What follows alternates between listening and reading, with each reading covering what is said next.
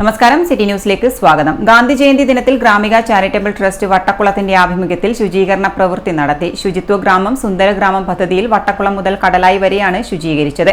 Chairman ചന്ദ്രൻ Mullankandi, secretary Vineeth Ayadathil എന്നിവർ നേതൃത്വം നൽകി. ട്രസ്റ്റുമാരും എക്സിക്യൂട്ടീവ് കമ്മിറ്റി മെമ്പർമാരും വനിതാവേദി പ്രവർത്തകരും യജ്ഞത്തിൽ പങ്കുചേർന്നു. ഒക്ടോബർ 2 ഗാന്ധി ജയന്തി നമ്മുടെ വട്ടക്കുളം ഗ്രാമിക ചാരിറ്റബിൾ ട്രസ്റ്റിന്റെ ആഭിമുഖ്യത്തിൽ നമ്മൾ ഇപ്പോൾ വൃത്തിയാക്കിക്കൊണ്ടിരിക്കുകയാണ്. വട്ടക്കുളം ലീഡേഴ്സ് കോളേജിൻ്റെ പരിസരത്ത് സ്ഥിരമായി കൊണ്ടിടുന്ന പ്ലാസ്റ്റിക്കും മാലിന്യങ്ങളുടെ കൂമ്പാരം ഇതാ നമ്മുടെ സന്നദ്ധ പ്രവർത്തകർ വൃത്തിയാക്കിക്കൊണ്ടിരിക്കുകയാണ്.